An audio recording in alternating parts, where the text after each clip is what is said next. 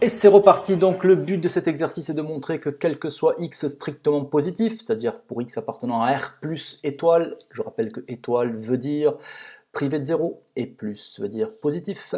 On a donc, il faut montrer que x carré plus 2 sur x est supérieur ou égal à 3, donc on est motivé, on est chaud, il faut se motiver, il faut bosser.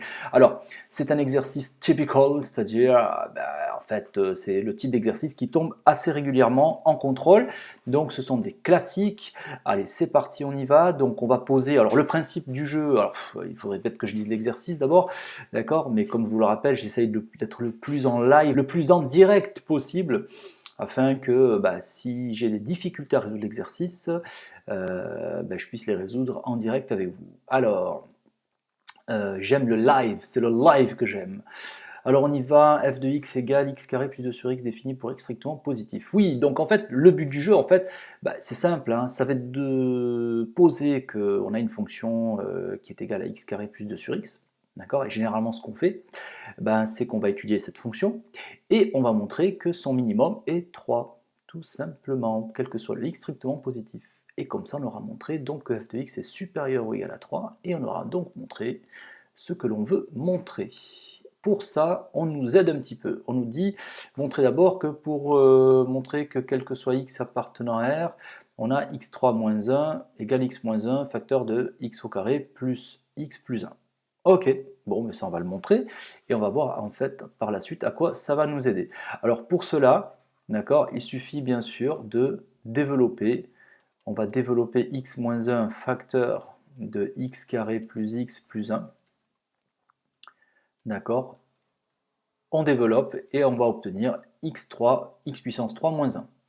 Voilà ce qu'on obtient, on obtient x puissance 3 moins 1, et ça va nous aider pour la suite, hein, sinon a priori il ne nous poserait pas la question. Maintenant on va montrer, alors là on a prouvé que c'était vrai quel que soit x appartenant à R, si c'est vrai pour quel que soit x appartenant à R, c'est vrai pour x strictement positif, hein. Donc on va pouvoir l'utiliser pour la suite, on va calculer la dérivée. Alors bien sûr cette fonction-là, f de x, elle est dérivable sur R plus étoile, il n'y a pas de souci, elle est dérivable sur R plus étoile, d'accord, puisque c'est une fonction rationnelle, donc il y a une fonction carrée ici dérivable sur R, mais ici on a une fonction rationnelle qui est dérivable sur R plus étoile sans aucun souci.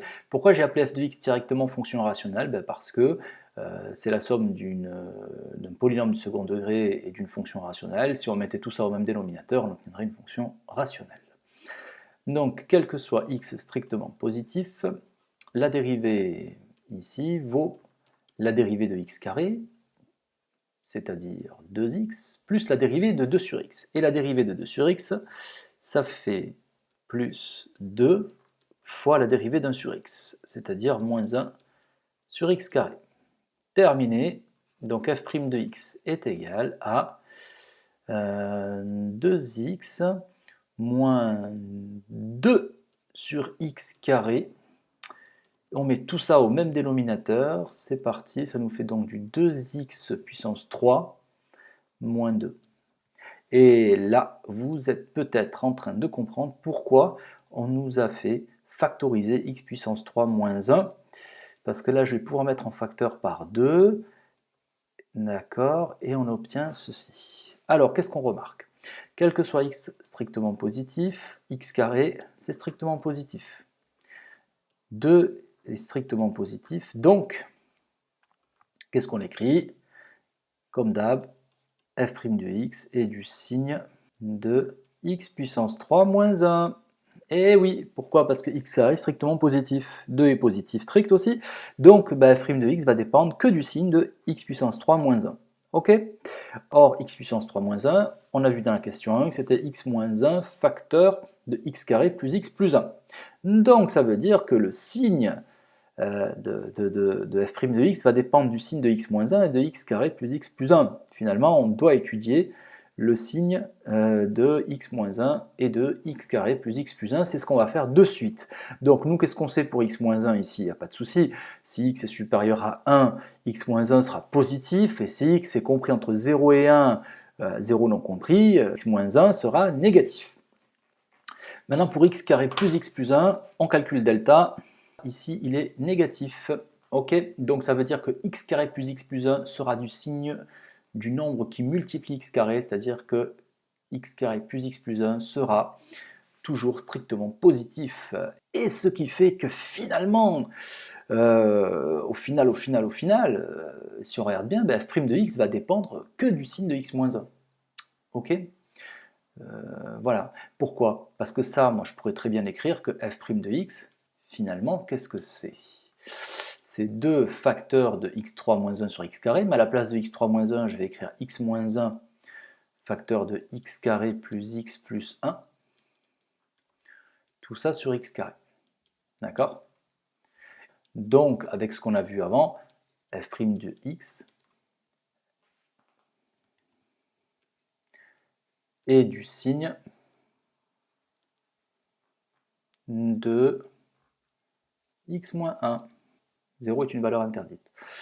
Moins, plus, donc f est décroissante, puis croissante. Voilà, tout simplement. Qu'est-ce qu'on nous demande ensuite? Après avoir déterminé les variations, montrer l'inégalité demandée. Bah oui, pas de problème.